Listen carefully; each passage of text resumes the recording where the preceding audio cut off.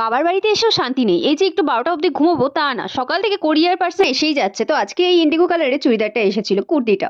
যেটা আমি পরে ট্রাই করছিলাম। তারপরে ভাবলাম অনেকদিন ওখানে থাকতে স্কিন কেয়ার করা হয় না। তো আজকে যখন হাতের সামনে মা সবকিছু এনে দিয়েছে তখন ভাবলাম স্কিন কেয়ারটা করে নিই চটজলদি।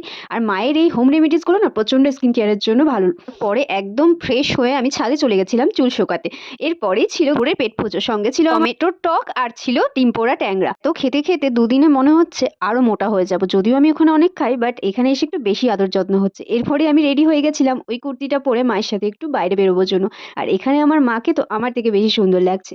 তোমরা কিন্তু জানাতে ভুলো না আমার মাকে কেমন লাগছে। এরপরে যা হয়, মা আমি বাইরে গেলে এই দোকান ওই দোকান সে তো চলতেই থাকে। আরো অনেক দোকানেই গেছিলাম, কিন্তু আমার না লজ্জা লাগছিল বাইরে গিয়ে একটু ভ্লগ করতে। তো তাই জন্য সেভাবে নেওয়া হয়নি। তো বাড়িতে এসে দেখিয়ে দিচ্ছি আমি এই ফেস ওয়াশটা নিয়েছিলাম। আর অনেক কিছুই নিয়েছিলাম যেগুলো আর ক্লিপস নেওয়া হয়নি। তো আমি সোয়েটার পরে গেছিলাম, এখানে প্রচন্ড ঠান্ডা। দুটো ফটো দেখছো সেটা আমার ঠাম্মা আর দাদার। তোমাদের যদি আমার ব্লগ ভালো লাগে সাবস্ক্রাইব করে দিও।